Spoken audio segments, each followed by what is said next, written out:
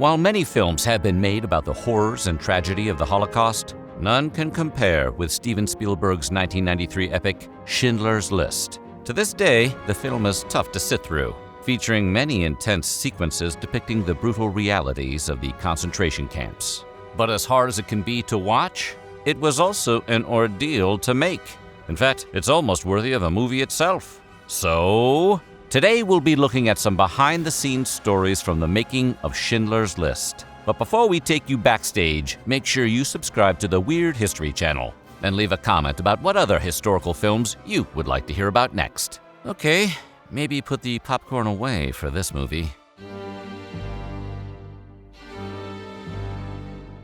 The path to Schindler's List began with Holocaust survivor Leopold Poldek Pfefferberg, who was number 173 on the eponymous list. Determined to cajole anyone he could into telling Oskar Schindler's story to the wider world, Pfefferberg encountered writer Thomas Keneally in Beverly Hills in 1980 and pitched the idea to him. The result was Keneally's 1982 novelization of Schindler's life, originally titled Schindler's Ark.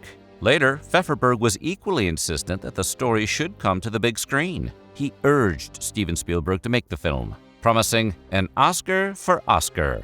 The project spent almost a decade in development, going through multiple rewrites and bouncing among directors. But when Spielberg finally made it, he received 2 Academy Awards, proving Pfefferberg right. The year 1993 may have been the pinnacle of Steven Spielberg's long career. It saw the release of both the box office behemoth Jurassic Park and the Oscar-winning Schindler's List. But if not for one key decision, neither film would have seen the light of day. Spielberg, who had retreated to more commercial fare after the lukewarm reception of 1987's Empire of the Sun, decided to finally direct Schindler's List after reading the most recent of many screenplay drafts by writer Steven Zaillian. But he needed Universal's bankroll to do it. Spielberg's longtime mentor, Universal Studios chief Sidney Sheinberg, agreed to greenlight the film under one condition. Spielberg had to make Jurassic Park first. Spielberg obviously agreed, but that didn't exactly give him carte blanche for his more serious project.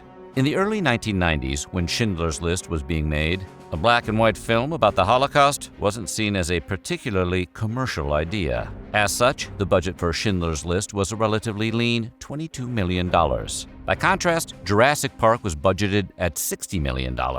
Adding to the leanness was Spielberg's decision not to take a salary for directing the movie. He felt that payment for telling such a story would amount to blood money. As the director put it himself in a 2004 interview with Today, "When I first decided to make Schindler's List, I said, if this movie makes any profit, it can't go to me or my family. It has to go out to the world." While casting Schindler's List, some of the German actors who sent in audition tapes actually apologized on their country's behalf. Spielberg called this a fascinating experience. But despite the actors' willingness to discuss their country's atrocities, once they were in full Waffen-SS costumes, Spielberg found himself unable to make small talk with them. Thankfully, that on-set tension didn't last long. Spielberg's attitude changed after the German actors came to participate in a Passover Seder with the Jewish cast members. As the director told Newsweek in 1993, all the German actors showed up, and this family of actors sat around, and race and culture were just left behind. Meanwhile, Ralph Fiennes, who played Poischoff Camp Commandant Amon Goeth, did a lot of research on the real-life man he was meant to portray on screen. In a 2010 interview with the United States Holocaust Memorial Museum, he told journalist Bob Woodward, "I remember there being accounts by survivors who talked about their terror when they saw him. Many accounts of him were just full of the physical fear that people felt when they saw him." Fiennes saw this firsthand when Mila Pfefferberg, a survivor who had known the real Goethe, came to the Schindler's List set. Seeing Fiennes in full costume and adopting the camp commandant's mannerisms, Pfefferberg actually shook with fear. Perhaps the most unbelievable scene in Schindler's List is the one in which Amon Goeth attempts to shoot Rabbi Rob Levartov, played by Ezra Dagan. After having deemed him unsuitable to continue making hinges in the factory, Goeth tries 2 different pistols, each of which misfires, and finally gives up in frustration. Anyone could be forgiven for supposing this scene was a screenwriter's concoction, but in fact, it really happened. Though in the actual event, Levertov's excuse about shoveling coal was a lie. He thought of it at the last minute to save his life. After Goeth's guns had jammed and before the commandant could find one that worked, One of Schindler's List producers was Branko Lustig, a Croatian-American Holocaust survivor who had been an Auschwitz inmate as a boy. He saw the film as an opportunity to tell the stories of those who did not survive the camps. While filming at Auschwitz, Liam Neeson complained about the cold temperatures, and Lustig overheard him. The survivor showed Neeson his arm tattoo, reminding the actor how much worse some people had had it. When the crew filmed exterior shots at the actual Auschwitz site, Neeson recalled, "I'm looking at the real huts of Auschwitz, and Branko comes up to me and he points out one of the huts and said, 'See that hut there? That was the hut I was in.' And it hit me. Big effin' time." Although Liam did not say effin', he is Irish. Though Liam Neeson's performance as the lead in Schindler's List has earned its fair share of critical praise, the actor struggled on set, and not just with the cold. Neeson initially had difficulty with Spielberg's directing style, feeling that it was too controlling. The issue first came up when Spielberg directed him in the early nightclub scene, where we meet Schindler smoking a cigarette and watching several German officers at another table. According to Neeson in the 2017 documentary Spielberg, the director critiqued his every moment, as though he were telling him how to breathe. Afterward, Neeson complained to co-star Ben Kingsley, "I don't want to be a puppet. I'm 41 years of age." Kingsley advised Neeson to lean into Spielberg's direction and trust the process. Neeson agreed, and things went more smoothly after that. One of the most memorable scenes in the film involves the little girl in a red coat, whom Schindler sees wandering around while the Krakow ghetto is being liquidated.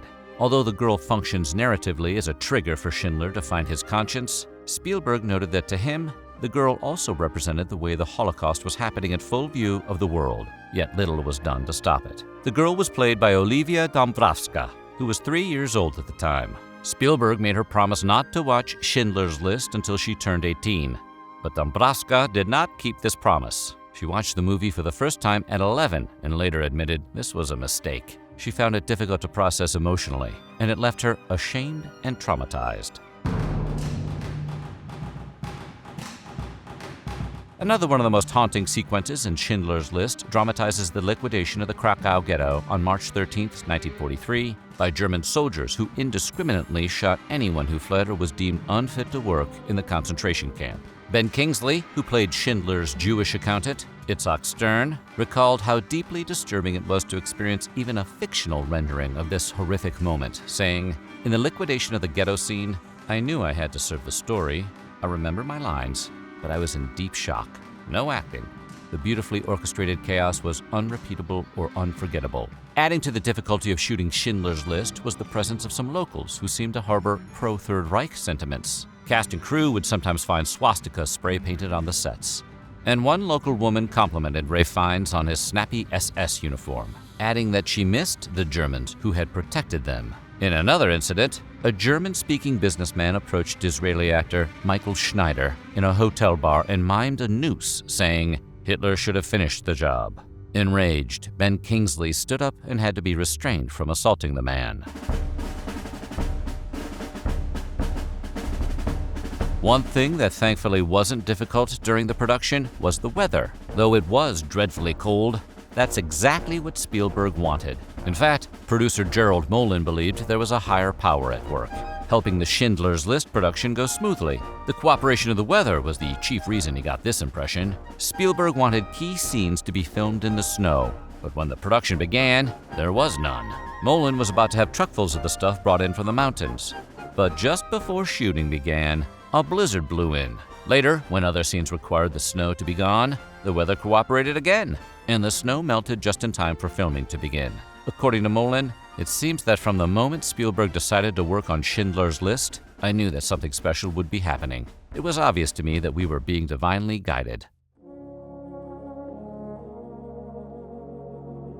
There's no denying that Schindler's List was a difficult shoot, but the subject matter compounded this difficulty. Spielberg found the work draining, not only because of the intense and violent nature of the scenes, but because the process was forcing him to come to terms with his own Jewish heritage.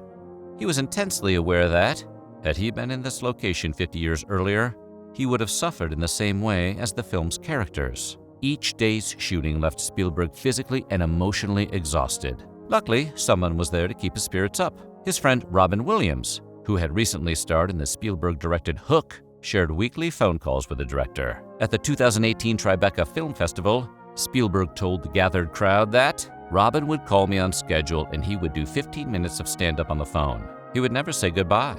He would always just hang up on the biggest laugh he got from me. Mic drop. Maybe he should have put Robin in the movie. Then again, maybe not. So what do you think? Which story about the making of Schindler's List surprised you the most? Let us know in the comments below, and while you're at it, check out some of these other videos from our weird history.